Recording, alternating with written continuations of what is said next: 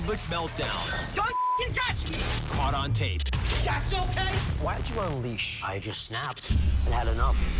And Mel Robbins on overcoming your personal demons. Just counting backward could change your life. 5, 4, 3, 2, 1, instead of yelling. Plus, All My Children's Cameron Mathison opens up about his cancer battle. Jeez. It's funny, you can talk about it so many times, still, you know. Coming up next. Are you ready for season 11?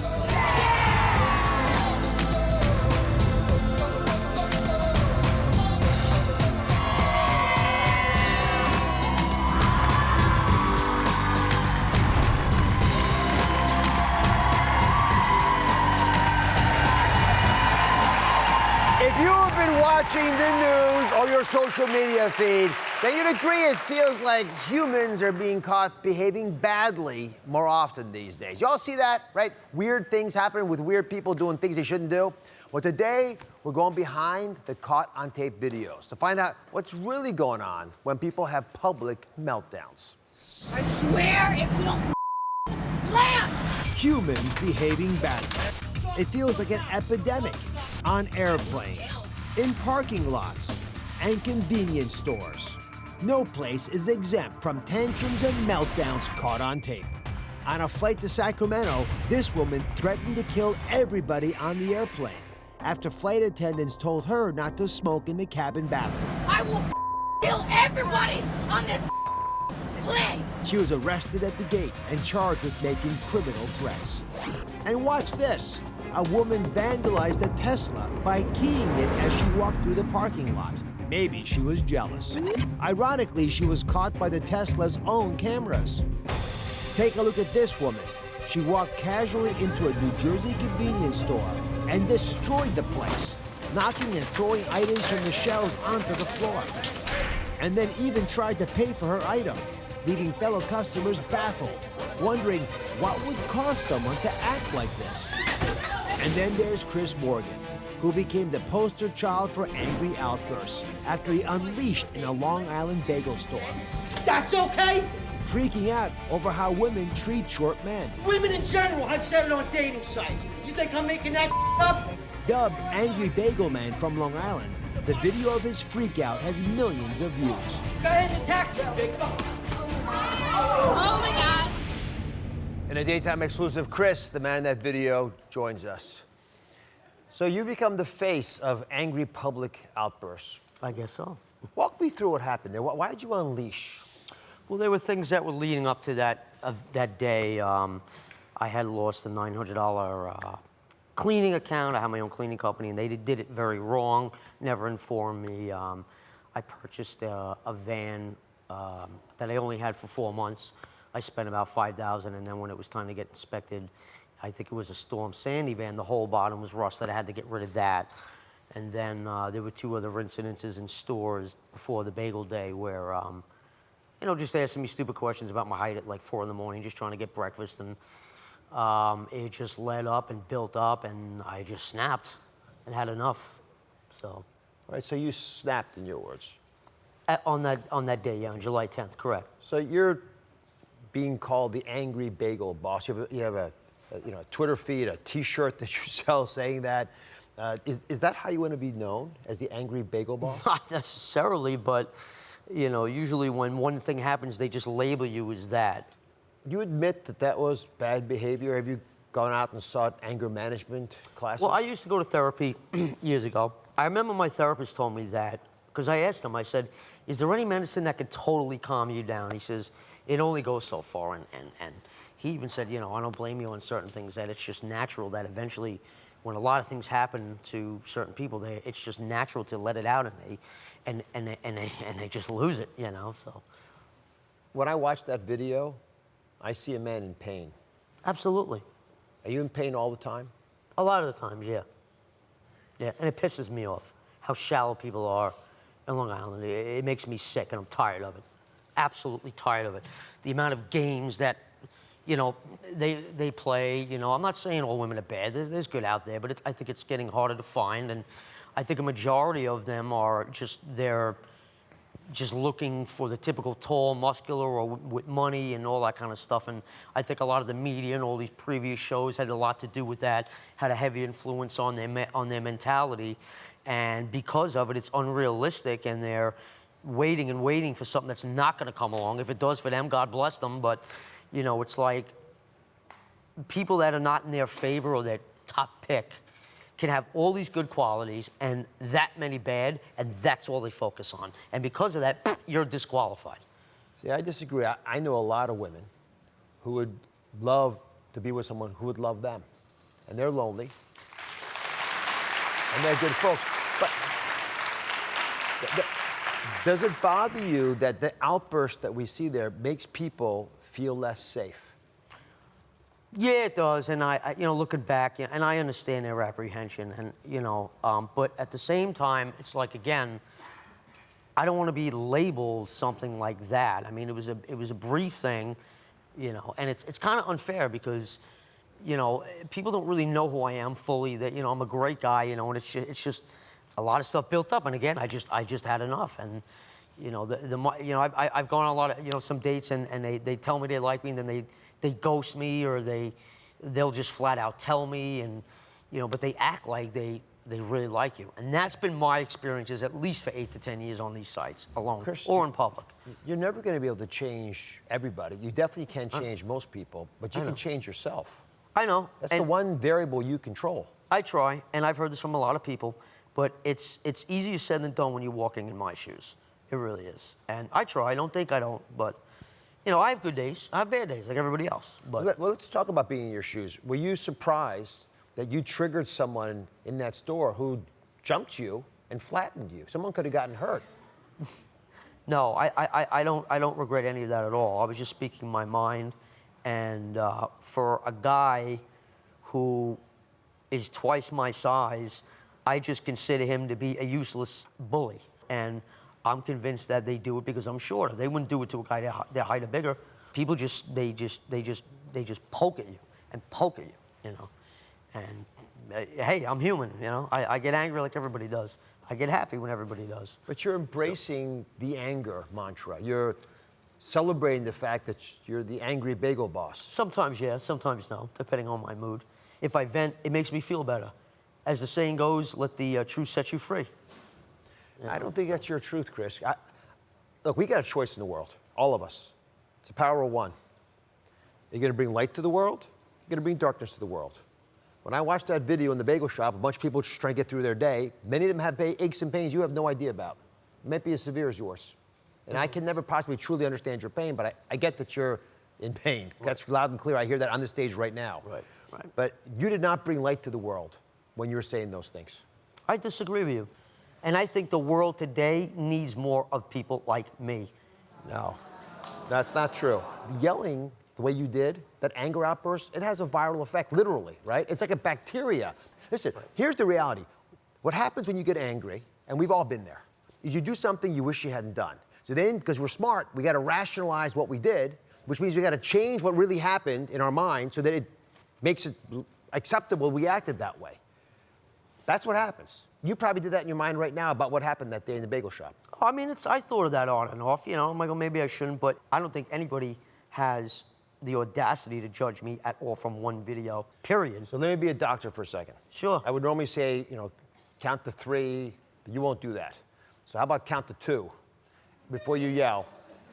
I'm only asking you that because you got the world's attention now, right? And people are going to see your actions, and either they can hopefully see it as a mirror about what they're doing wrong and not do it. But in the meantime, be a force for good. All right? Well, I tried to, and that's what I wanted to.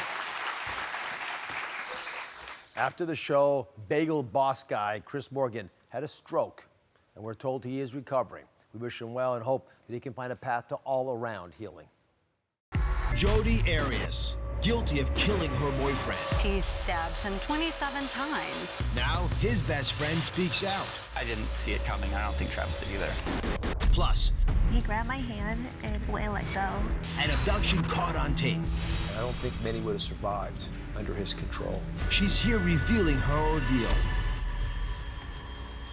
It's okay. It's okay. All new Oz. That's coming up tomorrow. Don't touch me. Don't touch me. Stop. Don't touch me. Stop. Don't come touch me. I will punch you right back. I don't care who the Yo, lady. Stop it. Stop. Hey, what's going on?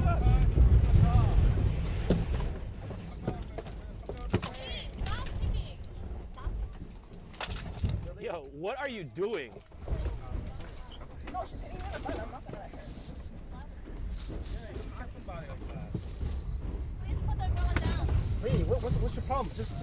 Yo, it's too early for this. She's not even fighting you back. More and more, we see videos like that showing up on social media, viral clips of humans behaving badly. Psychiatrist Dr. Joseph is joining us to explain why people act like this and how to handle it if you encounter someone in the middle of a grown-up tantrum. We just watched this woman on a subway uncontrollably attacking another passenger. That passenger seems pretty calm, not fighting back. Psychologically, what is going on in the moment, both with the woman who's angry, but people around her as well on the subway? Dr. Oz, I've seen the unedited version, the full version. And if you look at this video, you see this woman turning red. And let's remember, I haven't met her or treated her. However, when people turn red, it's because their adrenaline is surging. And in my office, when I treat professionals who lose their temper, who have rage issues, they'll tell me that something little will tick them off and send them right into fight or flight mode. And that's possible that that's what's happening here. You say when you take care of professionals, was she a professional? This woman was an attorney. An attorney? An attorney. So I have to know, is this happening more? Or are we just capturing it because we happen to have cell phones? Have people lost it more in modern America? So, I mean, that's a great point because we all have devices. Social media is so popular, and we're capturing these incidences a lot more. And in my profession, we see something called intermittent explosive disorder. It's a condition where people have these unexplained, not premeditated outbursts where they become violent, aggressive, for no reason. There are about 16 million Americans that suffer from intermittent explosive disorder at some point in their lives. How many? 16 million. Oh my goodness. It's a lot of people. It's a lot of people. And there are no FDA-approved medications for it. However, there are therapies that can help you to control your anger. All right, so there's 3 basic common types of bad behaviors. Come on over. That's right. We'll go through them. That's right. The first is the grievance keeper. Now, interestingly, the grievance keeper is sort of like that gentleman that was angry in the bagel store, the angry bagel boss, Chris. Yeah, you know, in my practice, when I see grievance keepers, they bottle in their rage. So this is a person who gets treated poorly by their wife or their spouse or their boss, and they don't deal with the conflict because they're conflict avoidant. So rather than dealing with conflict and frustration, they bottle it up and then they explode, like what we saw in these videos. For him, it's his lack of girlfriends. Right, And yeah. that's, I hear that's a much more common issue. but then he's blaming women when the only person you can change is yourself anyway. Okay, mayhem makers. Now, there's a video of a woman who's casually destroying a convenience store, right? This is, she's certainly making mayhem. I mean, how could you even do this? Watch this. So what's going on with the mind of this person? So these people are really bored. They do these very provocative things because they need to feel excited. They need to feel alive. And finally, there's the righteous warrior. So this is the person who's a parent at that little league game who gets really mad at the ref because the ref makes a bad call, or that person that gets really heated in political debates. Oh, yes, that I hear a lot. Are you with folks like that? In my own family, I have this. Well, you know, neuroscience shows us that our brains are hardwired to want fairness. And if something is perceived as being unfair, we get angry. Let's remember, no matter what the cause, if you're using anger and violence to get your point across, then you're really backfiring because you're not getting your message heard. No one wants to see violence. And the only pills we'll use to deal with this will numb you. They won't deal with the underlying reality. So, personally, I think we should avoid watching these outbursts online because we react as if we actually witnessed it in real time. That's true, medically. It's like you were actually there. You get post-traumatic stress disorder if you watch enough of it. So, when you encounter a human behaving badly, instead of pulling out your phone, just walk away, right? Form an area, go to a place that's sort of safer, no longer in harm's way, and also that way the person gets less attention for acting out. Dr. Joseph, thank you very much. We'll be right back. Next, meet a mom who's fed up and loses it with her husband and kids. We're going to use Mel Robbins' 5-second rule to help tackle her anger. Because you may not be able to control how you feel, but you can always control how you act.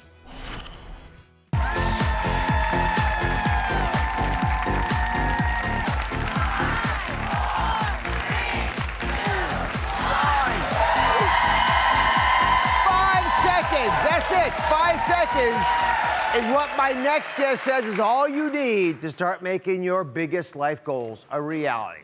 You want to finally tackle those health issues, lose weight, maybe start a new career.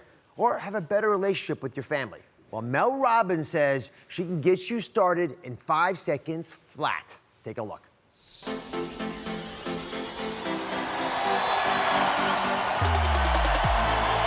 If you change your decisions, you will change everything. Mel Robbins! Taking charge of and changing your life. That's Mel Robbins' mantra. And she lives and preaches it every single day. You can improve your life any way that you want. Life coach, author, the #1 female speaker in the country, TV show host. Welcome to the Mel Robbins Show. Mel Robbins seems utterly unstoppable, but she wasn't always. It was 2008. I found myself unemployed. We were $800,000 in debt. It was absolutely terrifying. I felt so ashamed, and I also felt paralyzed. But then one night, watching TV, she saw a rocket launch, and it changed everything. And I could hear in the background the countdown to the launch, 5, 4, 3, 2, 1, and something clicked. I thought, oh my gosh, that's the answer to changing my life. The next morning, when her alarm went off, she didn't hit snooze. She launched herself out of bed in just 5 seconds. In 5 seconds, I had won a battle for the first time with my anxiety and my fear, and I had also beaten my pattern of hitting the snooze button. Mel used her 5-second rule to completely turn her life around. She went on to write the best-selling book, which became an international movement. And now she's in your living room. Today we're talking about something every parent and grandparent needs to know. You too can improve your life. I want to teach people a simple way to discover power that's locked inside them, and then unleash it and go out and live the life they've always dreamt of.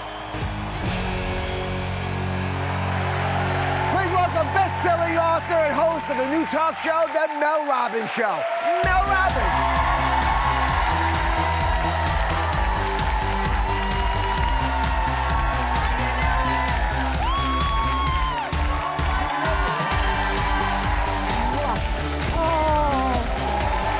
Well, they love you.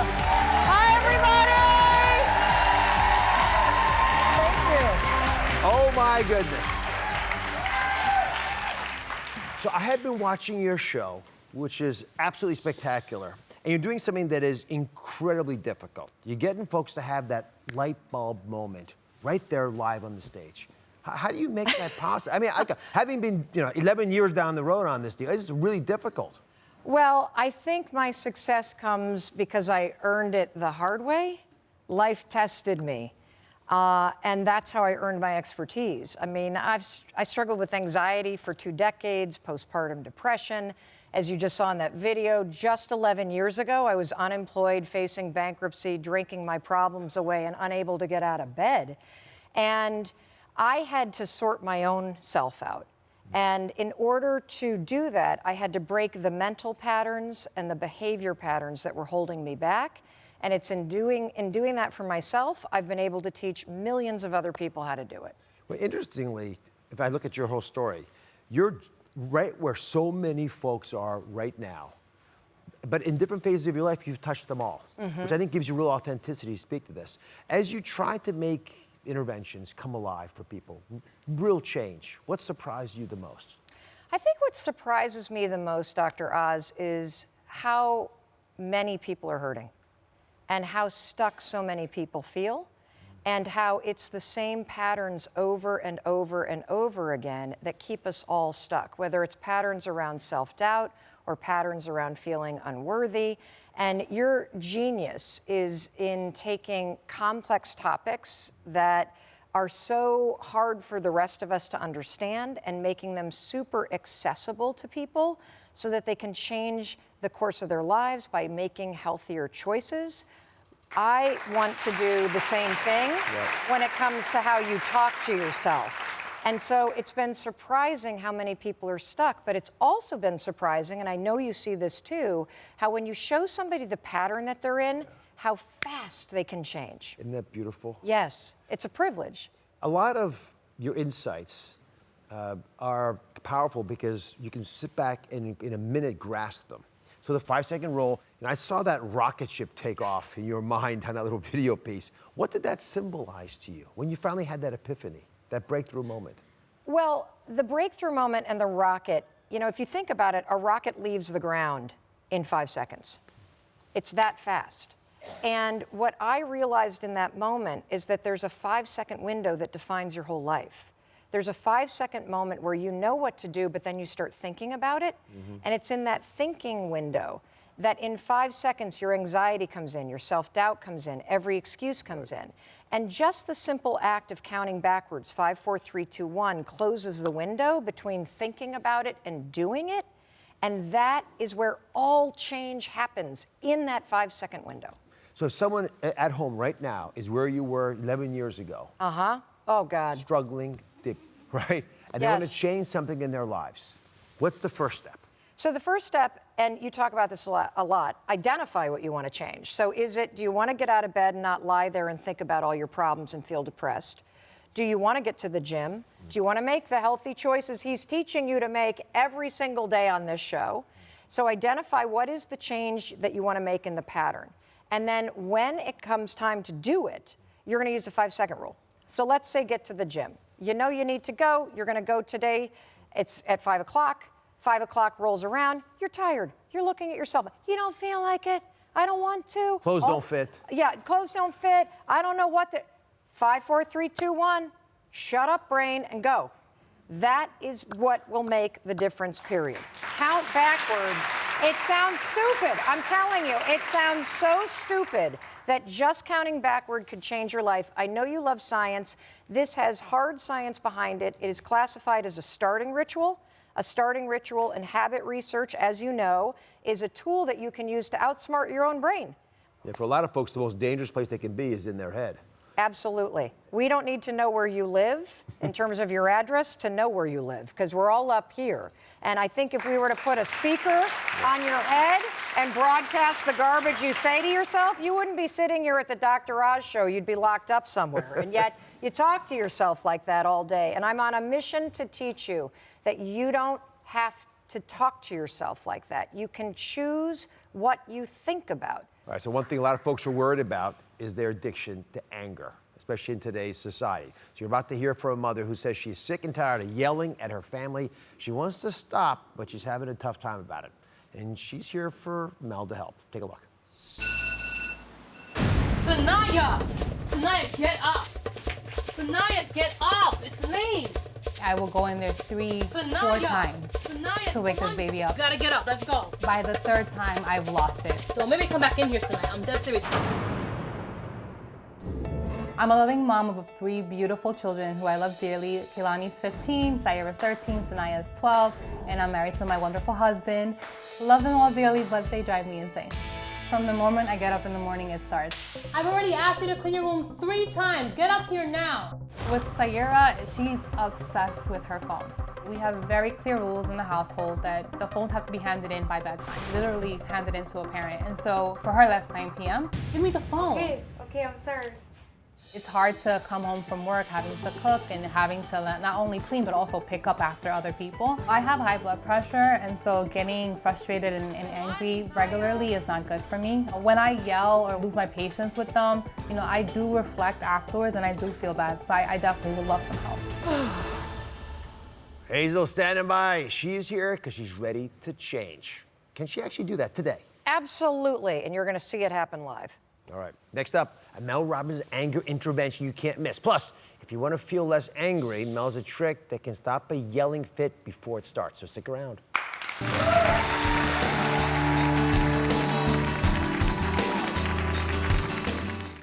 The Dish Crew is making over your mac and cheese. From traditional to this ain't your mama's mac and cheese. This dish is inspired by buffalo wings. With one main ingredient. Cheese.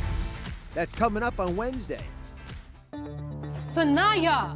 Sanaya, get up! Sanaya, get up! It's late! Yo, maybe come back in here, Sanaya. I'm dead serious. You're not gonna like it. Stop making me ask for it. Give me the phone. Okay, I'm sorry. Come in here right now and get it done. Kehlani, do you hear me? That was footage of Hazel. She is here today because she wants to stop being the angry mom. Author and motivational speaker Mel Robbins says she can change. We all can change. But it's a good thing. It takes less time than you think, but you need a little bit of advice. And that's why she's here. Her husband, Bruce, joins us here. I'll get to Bruce in one second, but Hazel, why now? Why do you want to change? So I have high blood pressure. So I get exhausted after I have to have a morning similar to the one you just saw with Sanaya, because I get to work and it's like, oh my gosh, I just exhausted so much energy just trying to get her out of bed, get to school on time. I'm frantic trying to make sure that I get to work on time. So I do know that it does affect my health. Well, that was a leading question. I asked it because we checked your blood pressure before the show, and it was high. So you're not just affecting today's events, you're affecting your ability to be with those beautiful girls of yours, change their lives in the future, and be with them when they need you down the road. That's the ultimate price you'll all pay. Bruce, stop being polite about this. Speak honestly to your beautiful wife about how this anger is affecting your relationship and the family. When the yelling and the screaming and the anger starts to get a little out of control, the kids have a bad reaction to it. As either they're brought down emotionally and they're starting their day or ending their day off on a bad note, which will carry over to the next day. Second thing, which is honestly most important to me, is your health, what it's gonna do to you. Like, we need you there, we need you with us. We're not a family without you. So without you, there is no us. All right, so Mel, you've got all the ammo. I know the 5-second rule is gonna be part of this, but would you mind starting us with a metaphor, the iceberg story that I know you have used so powerfully? Yes, of course. So come on over here. I want to show you something. So we use this a lot on our show because I like to put images and words to the complex topics that we talk about. The one we're talking about today, anger. So first of all, anger, this is an anger iceberg. And anger is a lot like an iceberg because... That's you, the ship. That's you, by the way. Yeah, there you are. But an iceberg, you only see the tippy top. But most of what's going on with an iceberg is underneath the surface. So you're expressing anger, but you're actually feeling something much deeper. So when you see the house in disarray, or your kid is not getting up, or they're not handing you the phone, what's the deeper emotion that you're feeling? Just pick a couple words that's underneath the anger. I would say disappointed. Okay. Frustrated. Yep. Annoyed. Yep. Worried. Overwhelmed for sure, yeah. Overwhelmed for sure. I have a question. When you were growing up, was one of your parents a screamer? Sorry, Mom, yes. My mom is absolutely, to this day, still a yeller. Okay, sure. When your mother was yelling at you as a little one, what word did you feel when she started screaming? Did you feel overwhelmed by it? I felt more, I would say, stressed. Okay. Embarrassed, depending on the situation. So here's what's interesting. There's this concept, everybody, that'll change your parenting called ghosts in the nursery. The reason why you're doing it, check this out, it's crazy, is because when you were little and your mother yelled, you felt stressed. Your nervous system remembered that feeling. When you walk into your house and your son's stuff is everywhere, you feel stressed. When your child is not getting out of bed for the second, third, you feel stressed. So you're now doing exactly the behavior you saw when you were little feeling stressed. And what you saw is your mother yelling. So you're doing it unconsciously.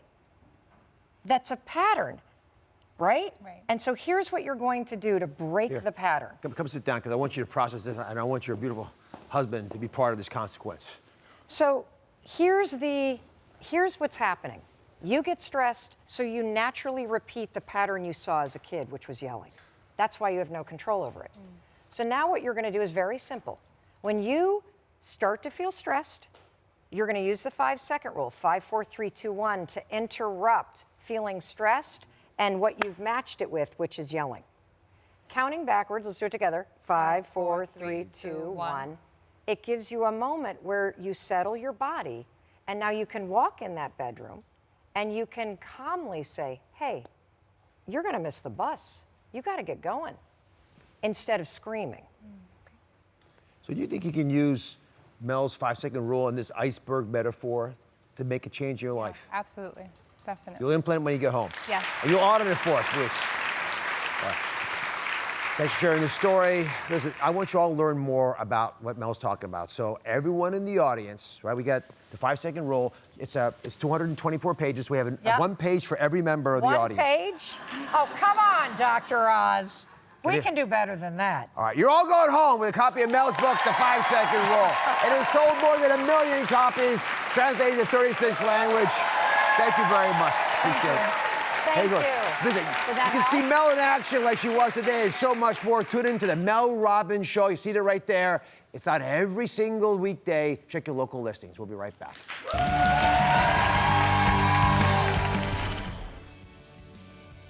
Coming up, Cameron Mathison is open up about his battle with kidney cancer. I was shocked to learn it had been growing in me for at least 10 years.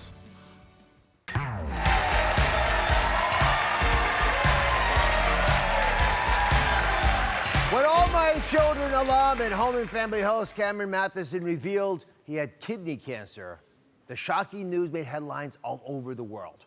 Well, Cameron is here today with the latest on his health. But first, take a look at his emotional journey. America fell in love with Cameron Mathison when he was introduced as Ryan Lavery on the long-running soap opera All My Children. He would go on to appear in over 1,000 episodes. In 2007, Cameron competed and won 5th place on Dancing with the Stars. He signed on with Good Morning America as a correspondent, covering events such as the Oscars, Grammys, Golden Globes, and many other live events. Cameron has starred in many great Hallmark movies and now hosts on Entertainment Tonight and Hallmark's Home and Family. But behind the scenes, the always positive Cameron feared his persistent gut issues and fatigue were a sign of something more serious. After pushing his doctor for an MRI, they made a shocking discovery. They actually found a growth on one of my kidneys, my right kidney. It's a tumor that's consistent with something called renal cell carcinoma or kidney cancer. Cameron prepared to face the unknown and bravely welcomed us all to come along on his journey. Please welcome Cameron Mathison.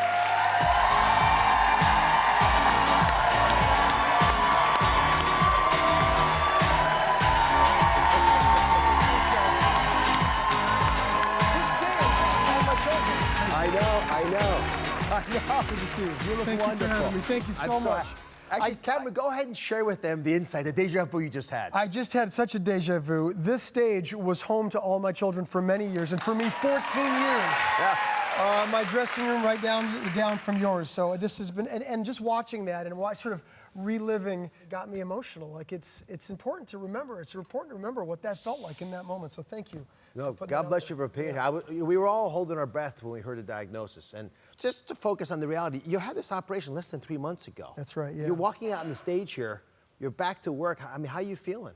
I feel so remarkably good, all things considered. I thank you. Thank you so much.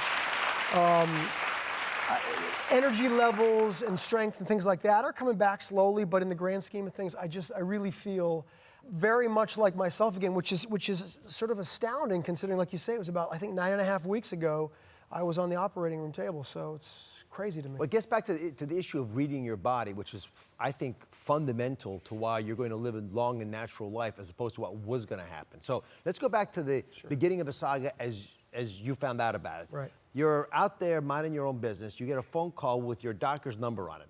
What happened? You skip a beat? As soon as I saw his number come up on my phone, my heart definitely skipped a beat. When I answered, he said that my abdomen area, which is where I'd asked for the MRI to be because of my sort of GI issues that I thought is where the issue was. But really those were, in a sense, if at best, secondary issues. And he said they found a tumor on your right kidney that was consistent with renal cell carcinoma. I mean, that's stunning. So, what were you doing when this all happened? I was actually at the golf course, and I got the call. I took the call. It didn't feel real. Everything kind of slowed down, because as soon as you hear the word cancer, obviously it's very scary, and all sorts of thoughts come racing through your head, and you start thinking about family and kids, of course, and things like that. So, well, speaking of family kids, so Vanessa, your beautiful wife, and you've got 2 kids. You got a 16-year-old son, 13-year-old daughter. That's right. Yeah, how did you break? Oh, they're cute. Yeah. How did you break the news to them? How do you tell them, hey, Dad has cancer? Well, I told my wife right away. I called her. She immediately said, "We're gonna beat this. It's gonna be all right."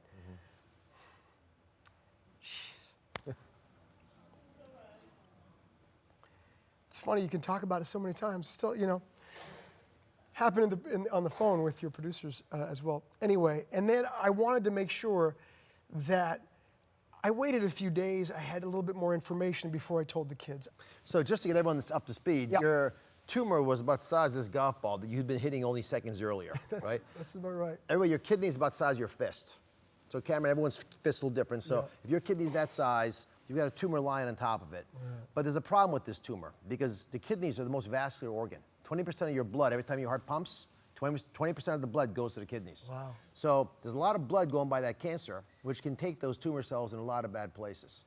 And sometimes when those cancers grow, even if their size isn't huge, and this is a pretty good sized tumor, the devastating effect can still be there because they can have metastasized. So how long does your doctor think that tumor was growing inside of you?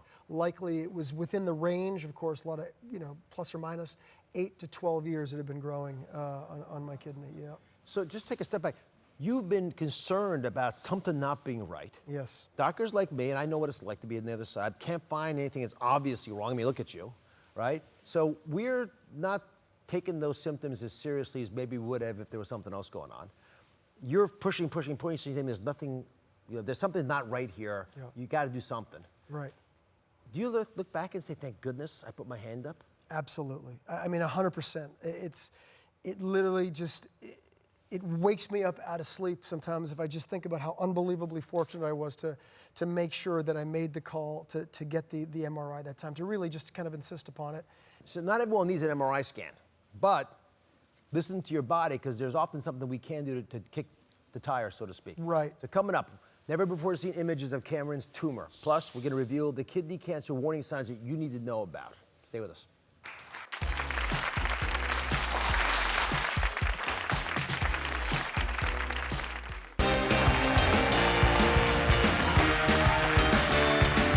I am back with the great Cameron Mathison, who's opening up about his battle with kidney cancer. It's like a little surprise for you. Cameron shared his actual images because they're stunning. It's like Star Wars, okay? This is the actual MRI where the doctors found the kidney cancer. So we're going down, there's the diaphragm there, and then you're gonna start seeing these two structures. They're right there, that white thing and that white thing. Those are the kidneys. Now freeze that for a second, right? This kidney is normal. It looks like a kidney bean a little bit, right? A little circular thing, okay? Spine's up there, belly's down here. This kidney is supposed to look just like this kidney. Does it look the same? No. There's a little shark bite missing here, right? That right there is the tumor, right? So we're going to make it a 3D model now. This is from USC's wonderful Institute of Urology. And as we rotate this thing around, it goes into a 3D image. The red is the aorta, the big blood tube. The vein is the blue thing. Kidney, that green baby right there on your left kidney is the tumor. Right there. And you see it beautifully here. Here's the problem. All the blood is there. So when you go in there, the surgery can be dangerous at times because if you nick this or this, it's a lot of blood very fast. Right. You get a garden hose with a hole in it. And also, because it's close to these blood vessels, the tumor can slip into the vein, this vein especially, and go up and metastasize to the heart and everywhere else.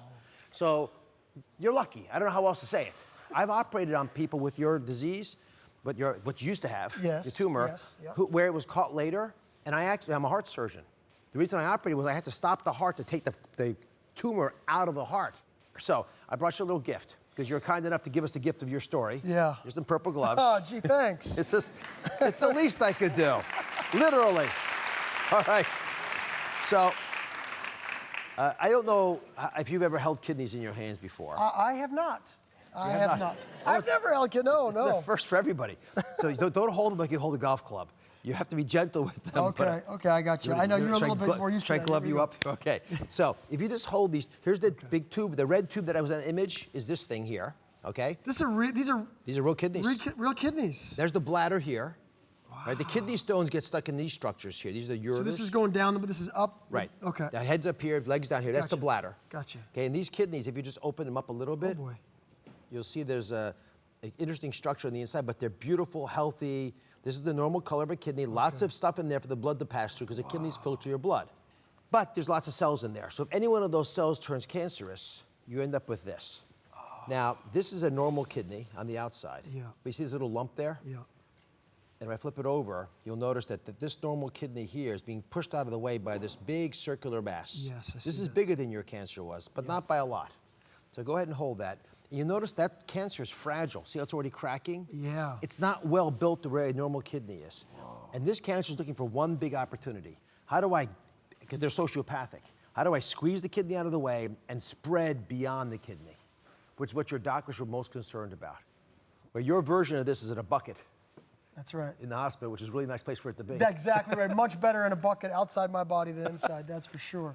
All right. So let me share one little more information because I want you guys to save some lives today. Kidney cancer is not usually found, by accident. You got to sort of tell someone you got a problem. So do what Cameron did. These are the classic warning signs: blood in the urine, right? Not always a kidney stone or infection. Back pain, what I showed you. Anemia, low blood count. Because oftentimes you have a little bit of blood lesion, and it could actually affect your white blood cell count too. And unintentional weight loss. You were an advocate for your health. Yes, I was. You stood up and said, hey, something's not right. You became a pest until someone took you seriously. Exactly. What is your message to anyone watching right now who's worried something isn't quite right in their body? Okay, well, pay attention to it. My big lesson is to really be aware, get in tune with your body, because it could save your life. It certainly did mine. So. Oh, wonderful, wonderful lesson. All right. If you or someone that you care about has a shocking discovery about your health, just like Cameron did, I want to hear from you. So go to DrOz.com. We've created a special link up so you can tell us your story in a more confidential setting. Coming up, just in time for Thanksgiving on Thursday, guess what? Cameron's revealing his #1 tip for staying healthy this holiday season. He's got a little surprise for you.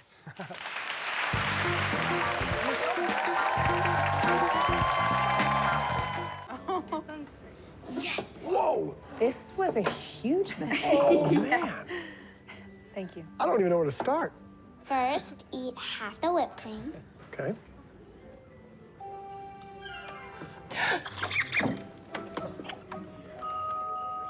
Then? Then, sip an inch of the cocoa out.